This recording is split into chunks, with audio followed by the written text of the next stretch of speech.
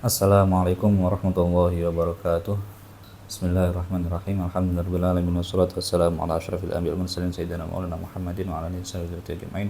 Qala al-musannif rahimahullahu ta'ala wa nafa'ana bihi wa bi ulumihi fid dharain amin. Bismillahirrahmanirrahim. Alhamdulillahilladzi ini masih kemarin alladzi ini lanjutan dari hamdalah kemarin. Alladzi kang jallat, saya baca tufahnya dulu, mindahnya dulu. Alladzi kang jalat kang agung apa ni'amuhu pira-pira nikmati Allah. Agung saking tidak mampu anil isoi saking dihitung il a'dadi kelawan pira-pira hitungan.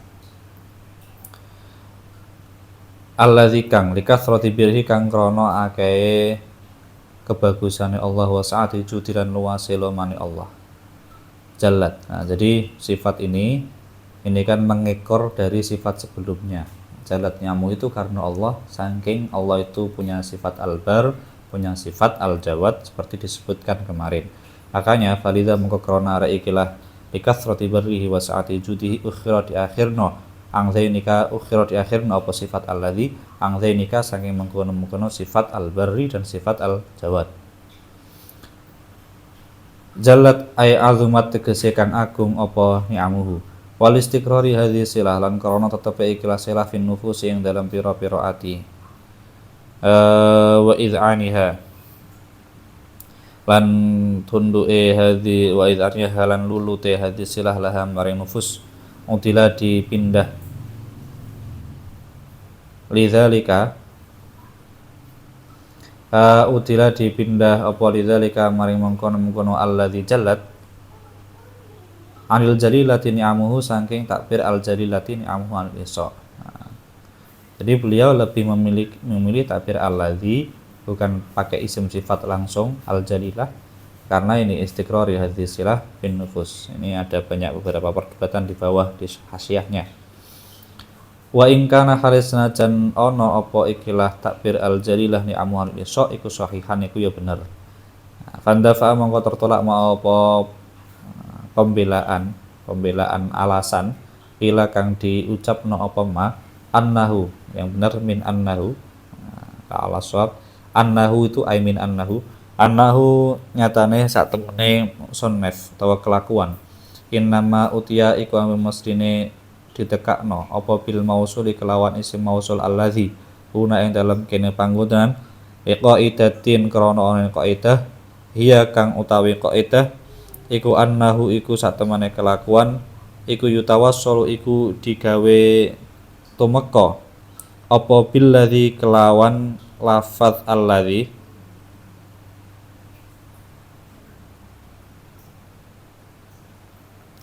liwasfihi maring nyifati Allah taala nyifati bima kelawan perkara sabata kang tetep apa ma lahu kedue Allah walam nyarid tetapi ora tumeka bihi kelawan masabat apa tauqifun apa riwayat.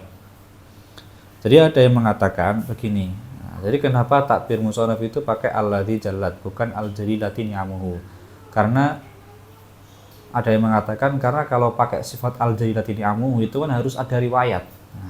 Sedangkan kalau pakai takbir alladzi itu enggak harus ada riwayat dari nas Quran atau hadis yang menggunakan takbir alladzi jalat ni'amuhu. Karena kalau kita mensifati Allah pakai alladzi, misalkan lagi alladzi ambata asyajar, yang menumbuhkan ini pohon-pohonan. Itu kita pasti benarnya karena maknanya kan benar. Tapi kalau kita langsung mensifati alhamdulillah al-mumbiti syajar, itu bisa dijanggalkan oleh sebagian ulama. Itu ada enggak riwayat yang menceploskan al-mumbit asy-syajara? Begitu. Wa kana lan ana sapa qailu sapa wong kang ngucap nemah fahima iku memahami sapa qail anna hadza ing sak temene ikilah ini ai subutu jalalatin ni'am tetapi makna sulitnya nikmatnya tidak mungkinnya nikmatnya Allah untuk dihitung. Sebentar lagi ini ada keterangan yang perlu saya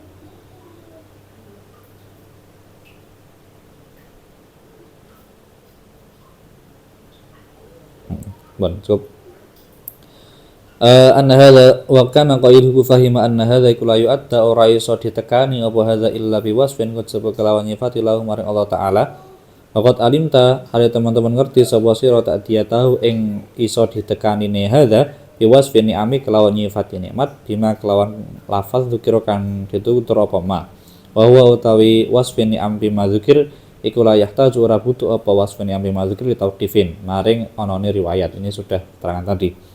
Qauluhu ni'amuhu fihi ku tetep ing dalem lafaz ni'amuhu ihamu anna sababa adami hasriha utawi sak temen utawi memberikan salah pemahaman bahwa sebab tidak mungkinnya menghitung nikmat iku jam'uha iku menjamakkan nikmat al munafi kang nafi'na apa jam'uha ngenafi'na atau bertentangan wa in ta'uddu nikmatallahi ing ayat wa in ta'uddu nikmatallahi. Ada yang menganggap bahwa loh yang benar itu nggak boleh ditakbir apa al-jalilati ni'amuhu alladzi jalat ni'amuhu, yang nikmat-nikmatnya Allah, beberapa nikmat-nikmatnya Allah itu tidak bisa dihitung. Nah, kan kadang orang kalau kritis kan bisa ada celah. Loh, kalau banyak tidak bisa dihitung, kalau satu nikmat berarti bisa dihitung dong. Nah, kan begitu. Nah, itu nggak bisa demikian. Nah, ini namanya pemahaman pemahaman yang salah kan begitu.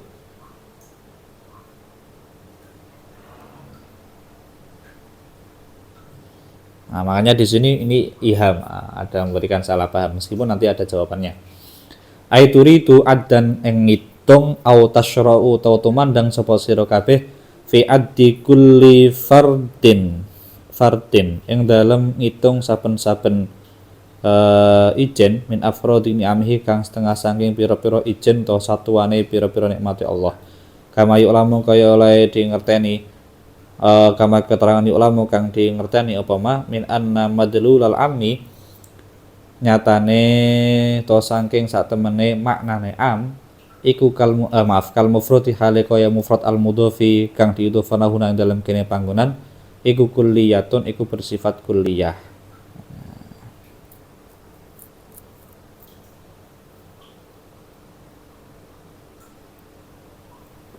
Jadi kalau kita membahas tentang makna dari lafaz yang am, contoh misalkan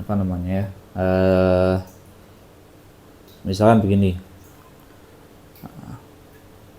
kamu jangan makan semua ini. Nah, semua ini jangan kamu makan, kan agak beda ya. Nah, kalau semua ini jangan kamu makan, atau misalkan kamu jangan bunuh semuanya. Nah, jangan kamu bunuh semuanya dan semuanya jangan kamu bunuh. Itu kan ada titik perbedaan. Kalau semuanya jangan kamu bunuh, itu orang yang memahaminya lebih mengindikasikan bahwa satu saja kita nggak boleh membunuh. Nah, itu maknanya makna yang kulliyah, jadi satu persatu saja nggak boleh. Tapi kalau jangan bunuh semuanya, berarti kalau sebagian boleh dong. Nah, dan itu makna dari kul. Nah, jadi ada kulliyah, ada kul. Nah, kalau dalam bahasa ilmu mantek lagi ada istilah nafil umum dan umumun nafi, atau salbil umum dan umumus salbi. Nah, yang umumus salbi, umumun nafi itu maknanya adalah kulliyah ini.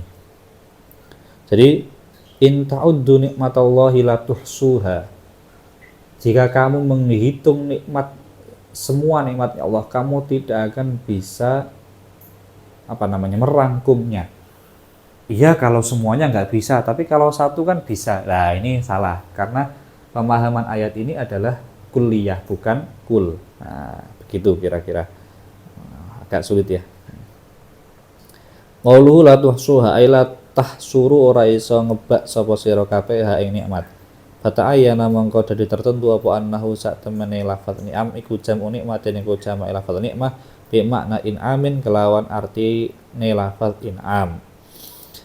Jadi nikmat, beberapa nikmat itu beberapa pemberian Allah, maknanya begitu. Wa jamuhu utawi jamakna nikmat yang bimakna in'am kasrah iku la ihama ora ana salah faham iku fi ing dalem jam'uhu. Ai jalat in'amatuhu, ini di bawahnya sudah saya beri takbir yang lebih pas. Ai bi tibari kulli athari min athariha an antu hadda sang yen to dibatesi apa nikmat. Fayashmalu mongko mencakup.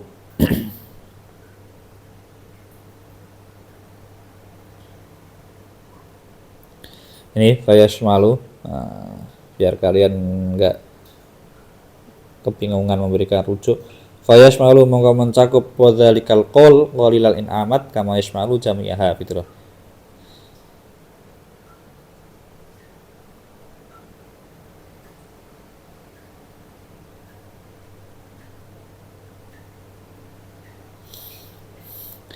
Fayashmalu mongko mencakup apa mengkono qaul al-qalila ing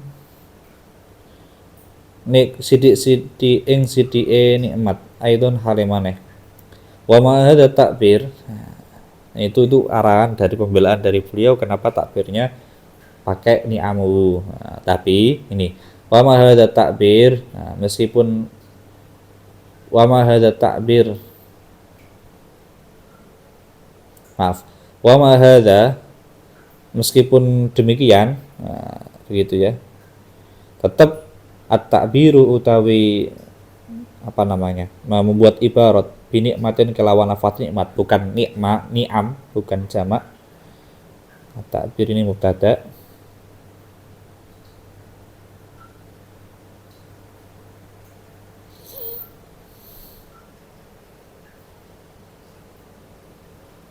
sebentar, ini enggak enak kalau dipakai di tablet, enak bisa pas gitu. Wa ma hadza, meski demikian at-ta'bir bi nikmatin muwafiqatin yang nyocoki lafzil ayah aula iku luwih utama. Tapi meskipun demikian diarahkan sama beliau tetap takbir yang paling bagus adalah tetap nikmatuhu bukan ni'amuhu. Wa min samaran korona rekila at-ta'bir bi nikmah aula aslaha bener nasan musannaf fi nuskhatin yang dalam sebagian naskah.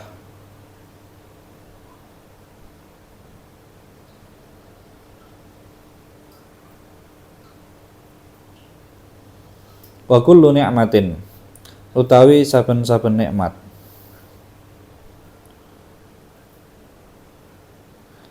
wa ing salimah, alai senajan selamat atau mungkin hasruha apa ngebak nikmah.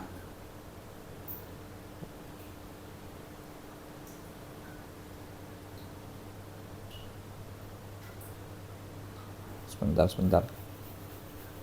Ini agak-agak rumit ini takbirnya.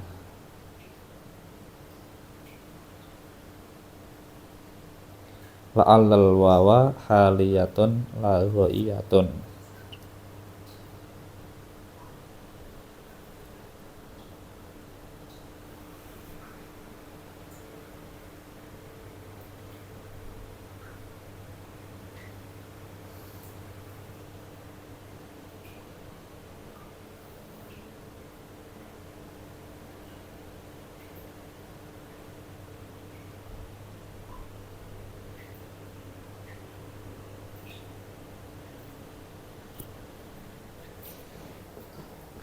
Wa kullu ni'matin wa ing salima hasruha huwa ya hasruha, itu huwa al hasru.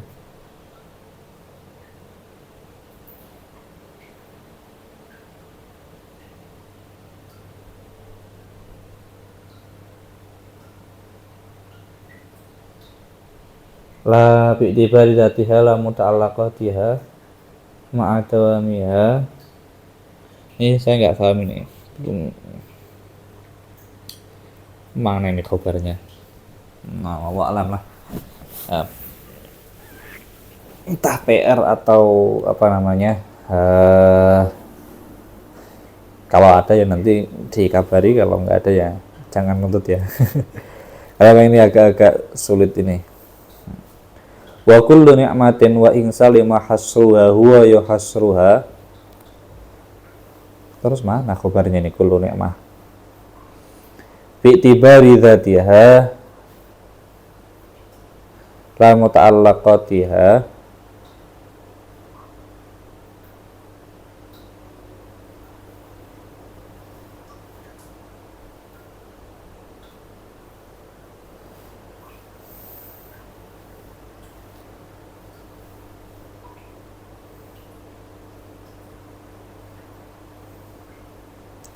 nggak tahu ini, nggak tahu kabarnya di mana nih, mungkin nanti kan innal farda la yakunu illa mahsuran fa kaifa yuqalu kullu fardin mutanu al-isra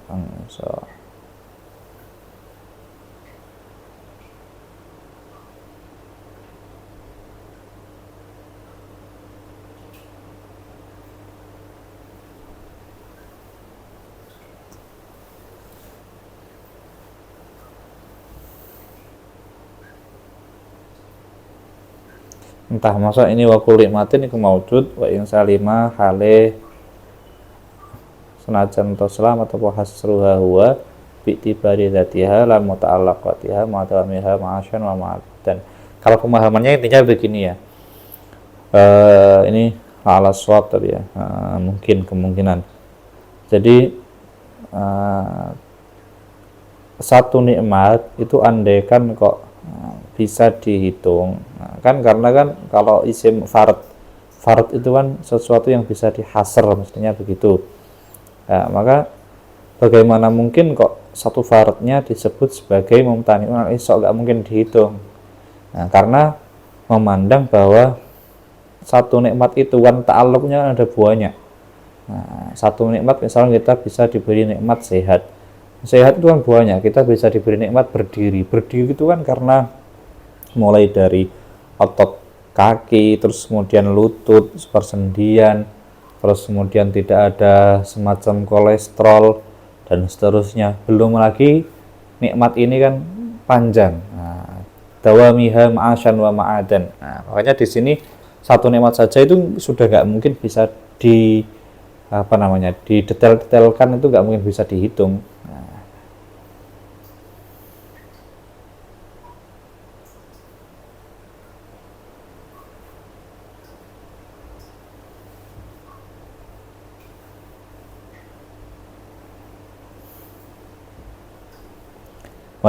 Wahya utawi nikmat ai haqiqatan,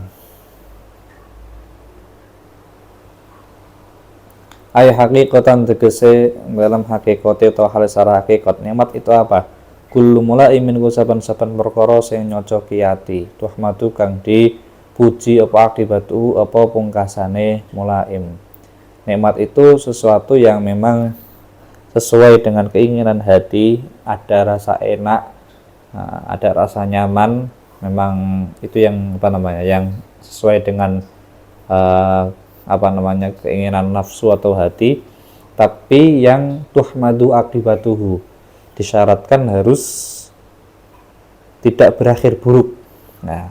Makanya kalau orang kafir diberi nikmat itu nggak bisa disebut sebagai nikmat, karena orang kafir ketika diberi nikmat oleh Allah nanti justru akan membebani mereka ketika di akhirat nanti, karena mereka kan tidak beriman, tidak ada syukurnya.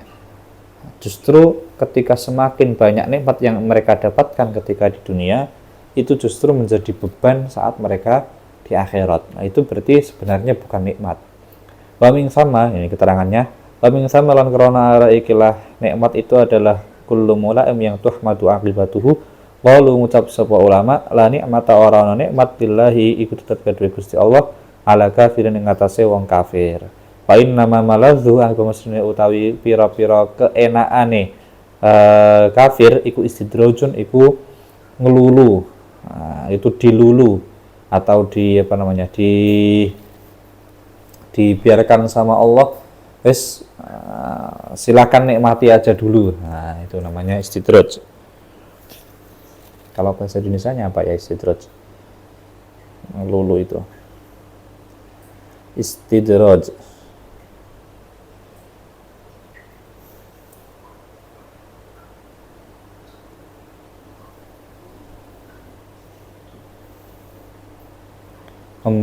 menipu, memperdayakan begitu ya mungkin ya. Jadi sebatas seperti tipu daya itu.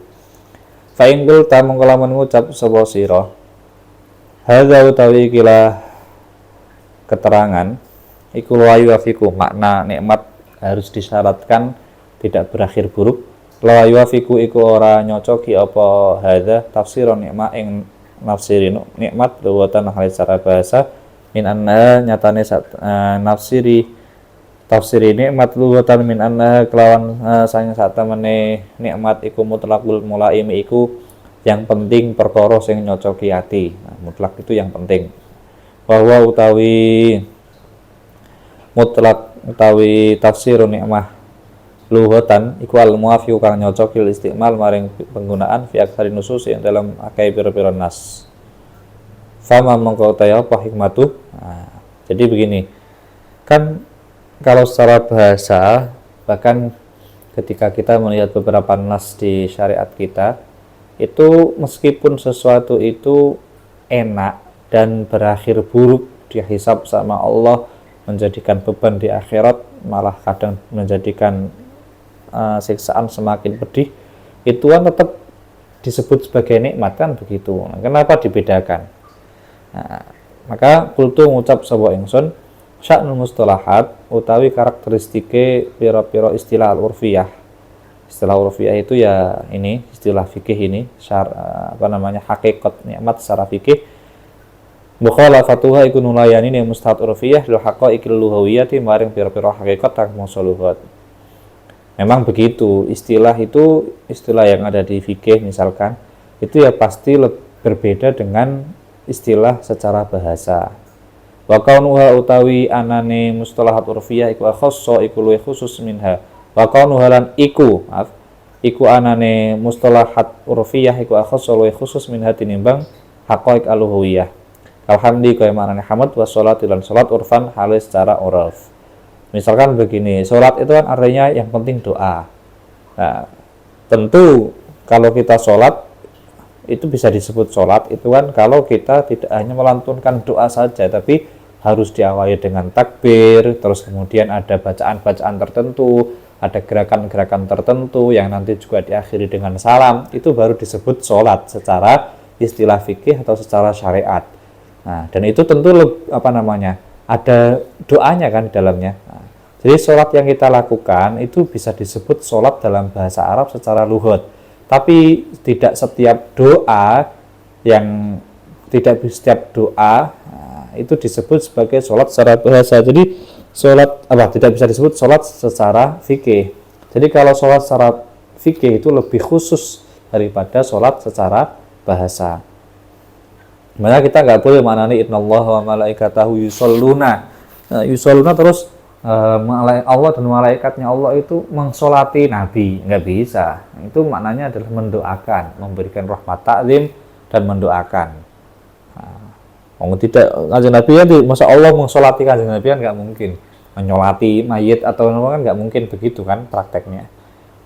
Maka meskipun itu digunakan oleh Quran makna sholat secara bahasa, tapi tidak kok terus makna fikihnya berarti salah, tidak demikian. Waya tilan bakal teko fi tafsiril abdi ing dalam nafsi lafat abad ma apa keterangan iwad kang jelasun apa ma dari ka emang keterangan yang tadi soal mustalah tadi. Wa faidatu utawi perbedaan istilah fikih dengan istilah lughat.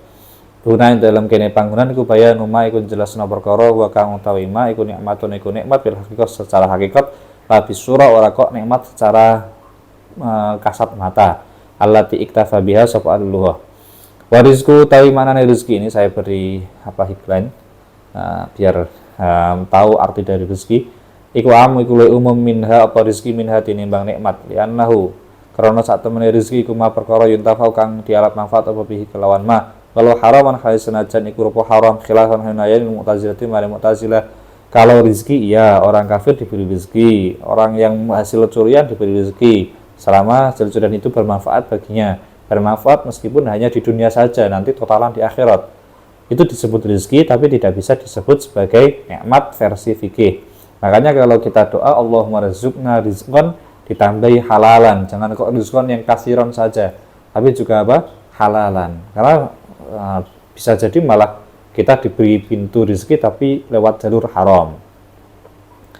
Anil ihsa'i bi kasri awalihi wa bil maddi ay ad-dabti wa huwa taimanil dabt iku al hasru iku maknane menghitung. Wa fusil yang tafsiri apa dabt atau ihsa bil addi kelawan addi. Addi maknanya menghitung. Wa huwa tai addi al fi'lu iku pekerjaan menghitungnya. Fa huwa mangko tai addi iku ghairul adadi iku liyane maknane adat fi bil a'dadi ing dalem lafaz bil a'dad. Jadi begini, adun yang pertama itu maknanya pekerjaan, sedangkan yang kedua a'dad ini maknanya adalah bilangannya. Meskipun sama-sama akar kata sama, tapi maknanya kan sedikit posisinya berbeda. Ai bikulli fardin minha bil i'dad, ini ala shawab bil a'dad. Bikulli fardin ai bikulli fardin minha la bi qaidil qillah ora kok kelawan qaid qillah allati kang awhamat kang aweh salah pemahaman ha ing qillah al ibaratu apa ibarat kama dalla alaihi al jam' al muhalla bi al bi qarinatil maqam. Kalau adat kan zamannya jamak qillah, itu intinya begitu. Pembahasan lafiyah. Ai azumat tegese agung apa nikmat antuh sara saking yen to dihitung dikebak dirangkum apa nikmat atau ada atau dihitung apa nikmat bi adatin kelawan ngilangan. Kalian menghitung berapa nikmat yang kalian dapatkan? Enggak mungkin bisa. Kama dalat kama keterangan tatan uduna alih ngatasi ma'al ayat apa ayat tadi wa in ta'udu nikmatallahi la tuhsuha wa makna wa ahsa kullu syai'in adada utawi maknane wa ahsa kullu syai'in adada iku alima iku pirsunan Allah wa ing kullu syai' min jihatil adadi saking sisi jumlahe wa min asma'i lan iku setengah saking pira-pira asmane Allah taala al-muhsi utawi lafaz al-muhsi. Nah, al-muhsi ini maknanya apa? Al-alimu, bisa alim, al-qawiyyu yang kuat, al-adu atau zat yang menghitung. Aqwalun ada beberapa pendapat. Naam. Fil akhiri tetap yang dalam kang akhir yaitu memaknai al-muhsi sebagai al-ad ihamu anna ilmahu utawi memberikan salah pemahaman. Iham tambah tanwin ya seperti tadi. Ihamu anna ilmahu utawi memberikan salah pemahaman bahwa ilmunya Allah bi kulli syai'in iku mutawaqqifun iku kandek ala adi ing ngatasé ngitungi Allah utawa ngitung kulli syai' terserah. Walaisa halurana balamul khalaq kadzarik. Kan enggak kita tidak mengatakan Allah itu tahu kalau sudah tahu jumlahnya baru tahu detailnya. Enggak bisa seperti itu. Qaulu al-manni minal minnati saking lafaz minnah wa hiya utawi minnah an-ni'matu iku nikmat mutlaqon. Minnah itu anugerah. Anugerah itu ada yang mengatakan ya sama dengan nikmat secara mutlak. Au bi qaidi kauni atau kelawan qaid anane nikmat iku sakilatan iku gede atau abot. Mubtada'atan tur kawitan min ghairi muqabilin saking tanpa perkara sing bandingi yuji bukan jadari apa muqabil ha ing nikmat. Artinya begini, minnah itu juga kalau kita misalkan memberi sesuatu pada orang lain karena sebelumnya kita telah diberi orang lain nikmat, kita membalasnya, itu namanya bukan minnah. Itu kita benar memberikan nikmat, tapi tidak bisa disebut memberikan minnah. Nah, karena minnah itu harus sesuatu nikmat yang tidak didasari atas sebagai balasan dari nikmat sebelumnya, itu minnah.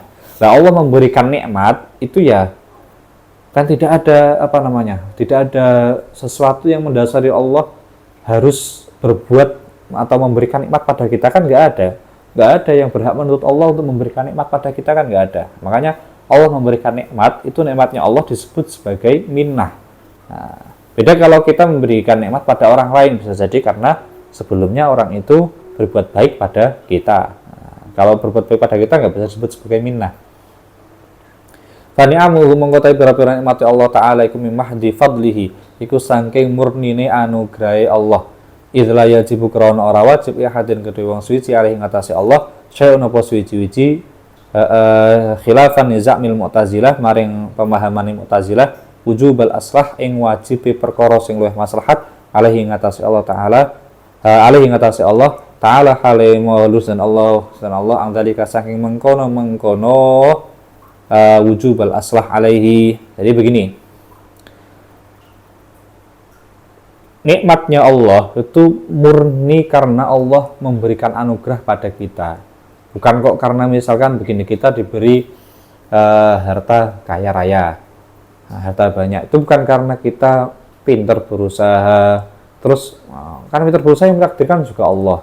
Kita misalkan kan pintar berusaha karena kita apa namanya semangat giat orangnya. Yang membuat kalian giat dan semangat siapa? Allah. Terus iya karena kita semangat dan giat itu dididik oleh orang tua kita, di hasil pendidikan lingkungan dan keluarga. Kita mendapatkan hasil lingkungan dan keluarga yang sedemikian itu juga anugerah dari Allah. Nah, jadi semuanya nggak ada yang apa namanya karena kita demikian akhirnya kita ditakdirkan demikian. Hakikatnya semuanya itu adalah murni anugerah dari Allah. Kita misalkan diberi agama Islam, kita diberi punya keyakinan memeluk agama Islam. Kita nggak bisa kan menyimpulkan ya karena ini karena saya itu orangnya baik hatinya, orangnya tulus hatinya, akhirnya kita diberi hidayah oleh Allah. Nah, yang membuat kita punya hati baik itu siapa? Belum lagi kalau misalkan melihat Abu Thalib itu kurang apa baiknya, kurang apa ketulusannya terhadap Kanjeng Nabi. Nah, tapi ternyata beliau ditakdirkan oleh Allah wafat dalam keadaan tidak beriman. Menurut mayoritas ulama kan demikian. Adalah hati kita jika dibandingkan dengan Abu Thalib itu ya jauh, ketulusan kita jauh. Tapi karena apa kita kok ditakdirkan oleh Allah memeluk agama Islam? Ya nggak ada karena apa ya, itu yang tahu hanya Allah.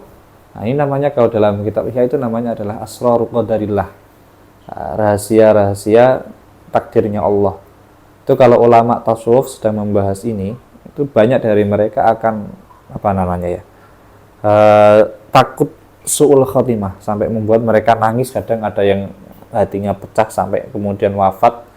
Nah, saking takutnya takut akan Allah, takut akan su'ul khotimah, karena terlalu apa namanya curiga terhadap dirinya sendiri sampai sedemikian rupa.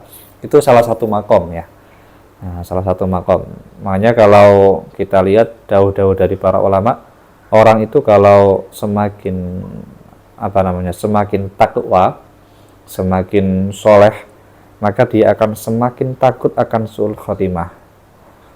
Nah, tapi kalau orang itu imannya lemah, maka dia akan semakin pede untuk mendapatkan husnul khotimah. Jadi orang yang dekat dengan Allah itu malah takut su'ul khotimah. Kalau kita misalkan pede, ya kan, pede, jujur-jujur saja. Kalau kita makomnya kan masih pede, insya Allah kita masuk surga gitu. Nah, malah kadang harapan kita masuk surga yang tingkatan tinggi begitu ya. Nah, itu ya bagus, harapan itu bagus. Cuman kadang itu apa namanya ya, kayak nggak sadar diri gitu loh. Nah, jadi harapan itu surga yang begini ya Allah. Nah, kalau ulama-ulama dulu itu pokoknya bahkan jadi manusia yang terakhir kali masuk surga yang diceritakan oleh Rasulullah, ada rojulun, ada seorang laki-laki yang terakhir keluar dari neraka.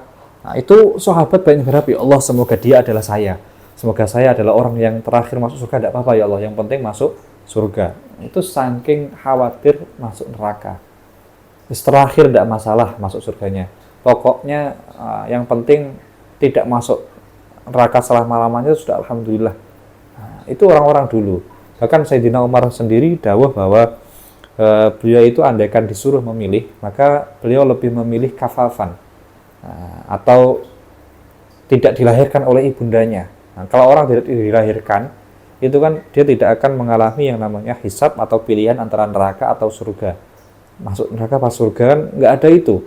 Nah, lebih baik itu andai disuruh memilih daripada disuruh memilih, meskipun kita tahu makom dari Sayyidina Umar itu adalah makom yang sudah jelas-jelas beliau adalah sahabat yang ahadul asyra al-mubasysyirina bil jannah, termasuk 10 orang yang sejak masih hidup itu sudah dijamin pasti masuk surga. Nah, begitu. Makanya kalau kita misalkan kita lihat kondisi kita sekarang, kita menuntut kita pasti husnul khotimah. Apa yang menyebabkan kita kita pasti mati dalam keadaan husnul khotimah? Apa yang menyebabkan kita dapat takdir baik Allah husnul khotimah itu apa? Nggak ada. Kan kita sudah masuk Islam sejak kecil. Dan nyatanya banyak orang-orang yang sudah masuk Islam sejak kecil, mereka mati dalam keadaan sul khotimah. Jadi kalau bahas ini itu apa namanya? Ini agak-agak sensitif begitu ya bahasanya. Kalau dibicarakan dengan orang-orang yang soleh, orang-orang yang hatinya bersih, itu membuat mereka sampai benar-benar menangis senangis-nangisnya, ketakutan akan neraka itu akan langsung menyeruak begitu. Karena ini adalah termasuk tadi asrarul qadarillah dalam bahasanya. Ini sifatnya rahasia. Kalau ilmunya mungkin bisa kita pahami, tapi kalau kita praktekkan keadaan hati kita sampai ke makom itu kok belum. Hanya kalau di makom ya itu ini bukan kok makom khauf sama rojak saja ya. Di atas khauf dan rojak itu ada makom namanya layak manumi makrillah. Makom layak manumi makrillah, tidak merasa aman dari tipu daya Allah. Kadang kita ditakdirkan sedemikian, ternyata kita dimakro sama Allah. Hasilnya begini, ternyata mengecewakan kita, kan kita nggak tahu. Itu makom yang tertinggi, bahkan lebih tinggi daripada makom khauf maupun roja. Jadi jangan dianggap ini hanya makom khauf yang menurut sebagian ulama di bawahnya roja. Bukan begitu, bukan. Bil lutfi wahwa utawi lutuf almani, tadi almani yang memberi anugerah, bil lutfi kelawan al-lutuf wahwa utawi lutuf ma iku perkara. Kita sering doa lutuf bina ya latif ya latif. Maknanya lutuf itu apa sih? Ma iku perkara ya kang tumiba bi kelawan maslahul abdi, apa kebagusane atau soleh seorang hamba akhirahu ing dalam akhiri abad. Jadi lutuf itu sesuatu yang memang menjadikan seorang hamba akhirnya bisa bagus keadaannya, bisa bagus hatinya, bisa bagus akhiratnya. Wa yusawilan madanihi ing kila lutuf apa taufik alladzi kang wa kang tawi taufik khalqu qudrati ta'ah menciptakan kemampuan taat fil abdi ing dalam kawula. Madani masodakon apane makna mantuknya begitu ya, la mafhuman ora kok makna mafhumnya, bukan kok pemahamannya saja yang maknanya sama, tapi memang benar-benar sama. Wala izzatilan krono longkone taufik lam yuzkar ora disebut apa taufik fil Qur'an ing dalam Al-Qur'an illa marratan kejaba kelawan seji ambalan. Hanya satu kali saja taufik disebutkan dalam Qur'an yang bermakna ini menciptakan kudrahnya Allah. Fi Hudin ing dalam surat Hud. Walaisan ora ono, yaitu tadi di bawahnya ada wa ma taufiqi illa billah. Seperti di hadis juga may yuridillahu bi khairan yufaqihu fiddin. Terus ada lagi hadis qalilun minat taufik, ini qalilun minat taufik khairun min katsirin minal ilmi. Sedikit dari taufik itu lebih baik daripada banyaknya ilmu. Ini jadi bukan kok bahasanya al ibadah ya. Ibadah itu belum tentu ada taufik di situnya. Karena bisa jadi ternyata ibadahnya niatnya macam-macam. Makanya bahasa Rasulullah itu bukan kok adab fauqal ilmi atau ibadah fauqal ilmi, tapi at-taufik. Qalilun minat taufik khairun min katsirin minal ilmi. Ya, meskipun adab fauqal ilmi itu ada definisinya juga. Terus kita lanjutkan.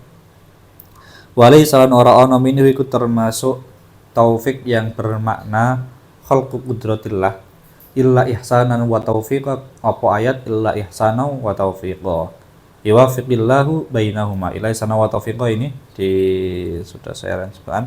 Fa kaifa idza asabatuhum musibatun bima qaddamat aydihim thumma ja'uka yahlifuna billah in aradna illa ihsanan wa taufiqa. Lianna makrono satu menit taufik pada ayat illa ihsanan wa taufiqa dan wa yuwaffiqillahu bainahuma iku minal wifaqi, makna iku saking maknane lafaz wifaq, maknane nyocoki alladzi kang wa kang utai alladzi kudidul khilaf.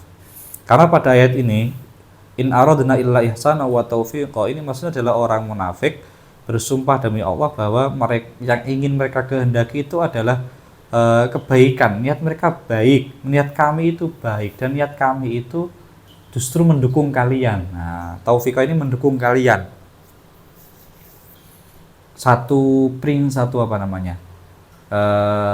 tujuan. Nah, begitu. Ini ucapan orang munafik yang seakan-akan ingin membela diri.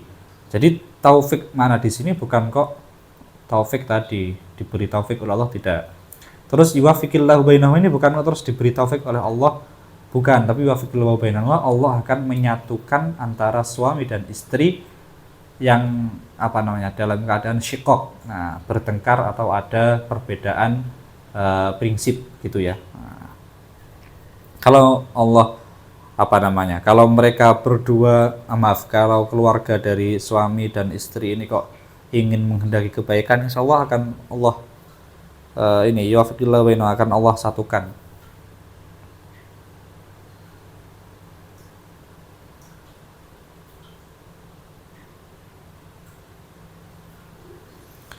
Li'annahuma mana tadi waqat yutalaqan terkadang diucap at-taufiq wa taufik ala khassa yang atas oleh khusus midzalika tinimbang mengkono khalqu qudratillah. Keliru. Waqat yutlaqu lan terkadang diucapno at-taufiq wa taufik ala khassa yang atas oleh khusus, benar ya, midzalika saking mengkono ni ay min lutfi aw min mana taufik al mutaqaddim. Memang ada perbedaan pendapat rujuknya dari ini kemana. Wa min samalan krona rai mengkono keterangan qalang dikosabal mutakallimun al lutfu utawi lutufnya Allah maiku perkara yahmiru kang mendorong apa ma'al mukallaf ing mukallaf ala taat ing atas taat. Summa in hamala bukan humila.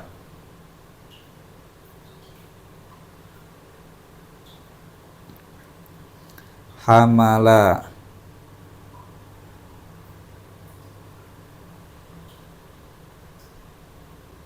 apa ini maklum.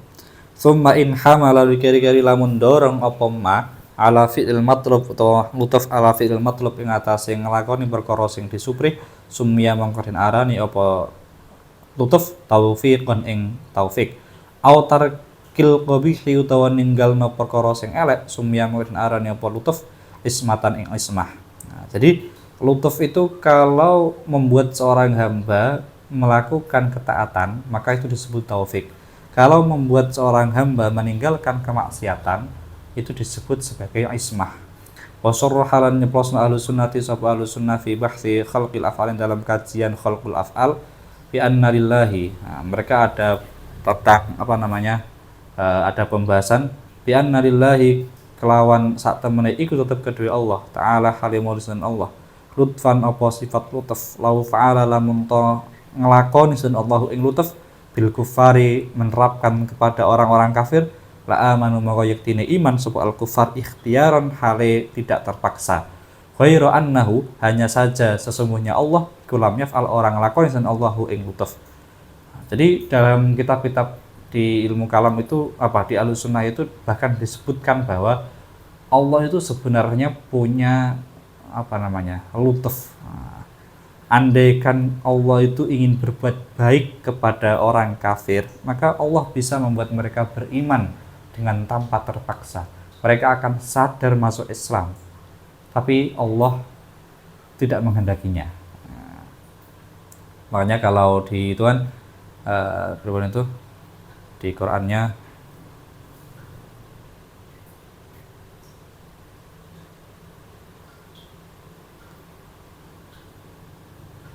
jadi inna hadhihi tazkirah faman syaa'a attakhadha ila rabbih sabila. Kalau barang siapa yang menghendaki, niscaya dia akan mengambil jalan pada Tuhannya. Terus berarti terserah kehendak kita dong. Nah, berarti terserah kehendak orang dong. Kalau dia menghendaki kafir ya dia kafir, kalau mau beriman ya beriman. Sesimpel itu, tapi ternyata wa ma tasyauna illa ayyasha Allah. Nggak bisa sekehendak kalian itu maksudnya bukan kok sekehendak kalian yang bisa berkehendak itu ya karena Allah. Jadi Islam ini bukan kok ya pokoknya intinya adalah karena kita dikehendaki baik oleh Allah.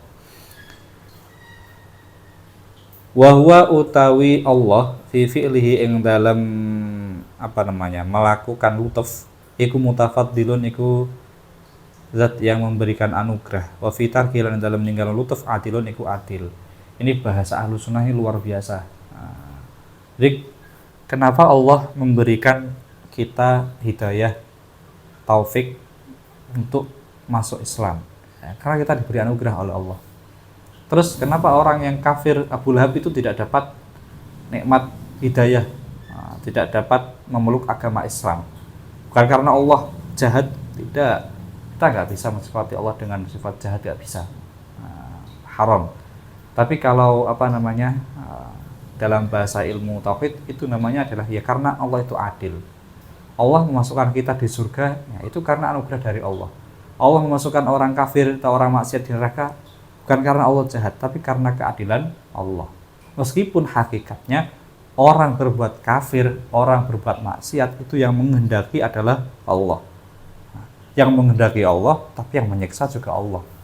Nah, ini kalau orang yang nggak paham tentang orang yang sok-sokan itu kan sok-sokan menghakimi Allah, berarti Allah itu salah, Allah itu jahat. Nah, ini ngapain sih kita menghakimi Allah?